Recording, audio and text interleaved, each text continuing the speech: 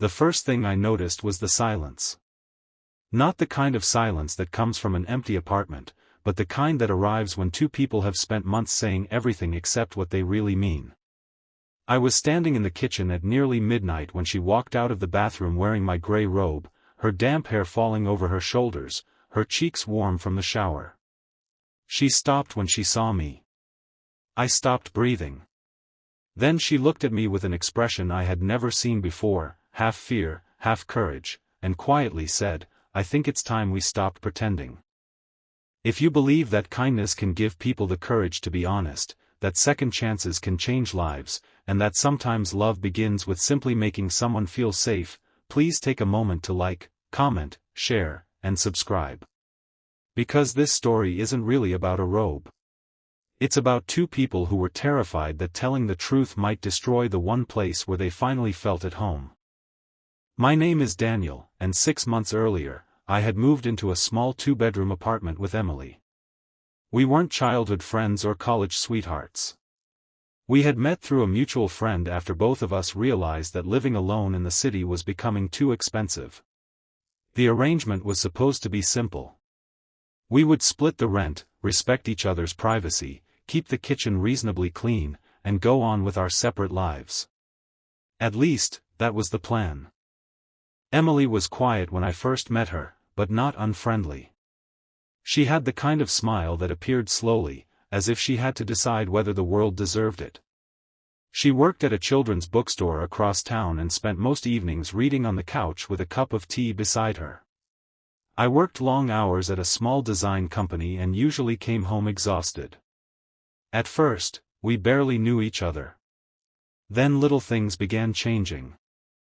She started leaving a plate of dinner for me whenever she cooked too much.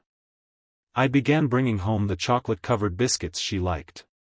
She remembered that I hated strong coffee. I remembered that thunderstorms made her nervous. She would knock softly on my door when she needed help carrying groceries, and I would fix whatever in the apartment had stopped working. Somewhere between shared breakfasts and late-night conversations, she became more than a roommate. But neither of us said it. There were reasons. Emily had been hurt before. She once told me about a relationship that had ended badly, not because she had stopped caring, but because she had spent too long trying to become the person someone else wanted. Her ex had made her feel as though every emotion she had was an inconvenience. By the time they separated, she had learned to apologize for needing anything at all. I had my own scars. 2 years earlier, I had been engaged. The relationship ended suddenly when my fiancée admitted she had fallen in love with someone else. I pretended I was fine. I went to work, smiled at friends, paid my bills, and told everyone I had moved on. But the truth was simpler. I had stopped trusting happiness. So Emily and I built something comfortable. We became each other's safest person without ever naming what that meant. Then one rainy evening, everything nearly changed. Emily came home soaked after getting caught in a storm. She laughed when she saw me standing by the door with a towel, and I remember thinking that I had never seen anyone look so beautiful while completely unaware of it. She took the towel, our fingers touched, and for one suspended second, neither of us moved. Then she stepped back. I smiled awkwardly. She thanked me. And we both pretended nothing had happened. That became our pattern. Whenever our hands brushed, we ignored it. Whenever we stayed up until 2 in the morning talking about our dreams, we called it friendship. Whenever Emily fell asleep beside me during a movie, I carefully moved the blanket over her shoulders and told myself that caring didn't have to mean anything more. Until the night of the robe. Emily had forgotten to bring clean clothes into the bathroom. She called through the door asking if she could borrow something. Without thinking, I handed her my robe. 20 minutes later, she walked into the kitchen. She looked nervous. I could see it immediately. She wasn't worried about the robe. She wasn't worried about me seeing her with wet hair or bare feet. She was worried because something inside her had finally reached the point where pretending was more painful than telling the truth. She sat across from me. For several seconds, neither of us spoke. Then she admitted that she had been afraid for months. Not afraid of me, but afraid of what would happen if she told me how she really felt. My heart began pounding. She explained that every small kindness between us had started meaning too much. The dinners, the late-night conversations, the way I waited up when she worked late, the way she always saved the last piece of cake for me. She had tried to convince herself that it was ordinary friendship. But it wasn't. She cared about me deeply. And she was terrified that I didn't feel the same. I wanted to tell her immediately that she was wrong. But instead, I told her the truth about myself. I told her that I had known for a long time that I felt differently about her. I had just been too afraid to say it because losing her would hurt more than keeping silent. Her eyes filled with tears. She asked why I had never told her. I admitted that after my engagement ended, I had convinced myself that loving someone meant giving them the power to destroy you. Emily had slowly made me question that belief without even trying. She looked down at her hands. Then she told me something that broke my heart. She said she had spent years believing that if she wanted love, she had to earn it by being easy to live with, easy to understand, and easy to leave. I reached across the table, but stopped before touching her. I wanted her to choose. After a long moment, she placed her hand over mine. That tiny gesture felt bigger than any grand declaration. We didn't kiss. We didn't make promises. We simply sat there holding hands, finally allowing ourselves to acknowledge what had been growing between us. The next morning was awkward. Not bad. Just different. We didn't know how to behave now that the truth was sitting openly between us. Emily made breakfast and burned the toast. I laughed. She threw a napkin at me. For the first time, there was no pretending that the laughter meant nothing. But life rarely lets people step into happiness without testing whether they are ready to protect it. A week later, Emily received an email from a publishing company offering her a job in another city. It was the opportunity she had dreamed about for years. Better pay.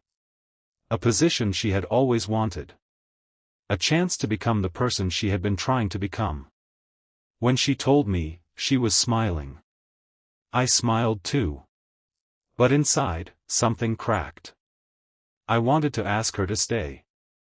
I wanted to tell her that I couldn't imagine the apartment without her laughter, her books, her terrible cooking experiments, or her slippers lying in the hallway. But I remembered the woman who had once told me she was tired of shrinking herself for someone else's comfort. So I told her to go. I told her she deserved the opportunity. She looked at me as though my words had hurt her. She asked if I really meant it. I said yes. Because love, I realized, wasn't about holding someone tightly enough that they couldn't leave. Sometimes love meant opening your hand and trusting that if the bond was real, distance wouldn't destroy it. Emily accepted the job. The following weeks were painful. We began packing boxes. The apartment slowly stopped looking like ours and started looking temporary.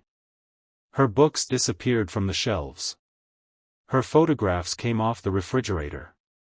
The little yellow mug she always used was wrapped in newspaper. One evening, I found her sitting alone on the floor surrounded by boxes. She was crying. I sat beside her. She admitted she had been wondering whether she was making a terrible mistake. I told her that being afraid didn't mean the decision was wrong. Then she asked me whether I would wait for her. I didn't give her a dramatic promise. I simply told her that I wasn't going anywhere because I was choosing her, not because I needed her to stay. She cried harder. Then she hugged me. It was the first time we held each other without pretending it was just friendship. A month later, Emily moved. The apartment became unbearably quiet. For the first few days, I kept expecting to hear her key in the lock. I would see something she had forgotten and instinctively reach for my phone. Then one evening, I received a message. It was a photograph of her new apartment. There was almost nothing inside. Except one familiar thing. The gray robe. She had taken it with her. Under the photograph, she had written that she finally understood something. Home wasn't a place where two people avoided difficult conversations. Home was where they could tell the truth and still feel safe. Months passed. We visited each other whenever we could. Some days were difficult. Distance tested us. Work became exhausting. There were misunderstandings and lonely nights and moments when both of us wondered whether love could survive ordinary life. But we kept choosing honesty. Eventually, Emily returned for a weekend. I opened the apartment door and found her standing there with a suitcase. She smiled. I asked how long she was staying. She said she didn't know. Then she stepped inside and looked around. The apartment had changed. I had painted the walls. Bought new furniture. Rearranged the shelves. But I had kept one thing exactly where it had always been. Her yellow mug. She saw it. Her eyes filled with tears. She hugged me, and this time neither of us was afraid of what it meant. We eventually found a way to live in the same city again, but the most important part of our story had happened long before that. It happened when two frightened people stopped pretending. Because sometimes the greatest act of love isn't a kiss, a proposal, or a grand gesture. Sometimes it's simply looking at someone and saying, "This is how I feel," while terrified of what the answer might be. And sometimes the person sitting across from you is just as afraid. If this story touched your heart, please like, share, and subscribe. Your support helps these stories of kindness, courage, second chances, and genuine human connection reach someone who might need to hear them today. And before you go, comment, "I choose honesty." If you believe the right people don't make us feel ashamed of what we feel, they make us brave enough to tell the truth. Because Emily taught me something I will never forget: love doesn't always arrive loudly. Sometimes it walks quietly into your kitchen wearing your old robe, looks you in the eyes, and finally asks you to stop pretending. And when you are brave enough to answer honestly, you may discover that the home you were searching for was never a place at all. It was a person who made you feel safe enough to be yourself.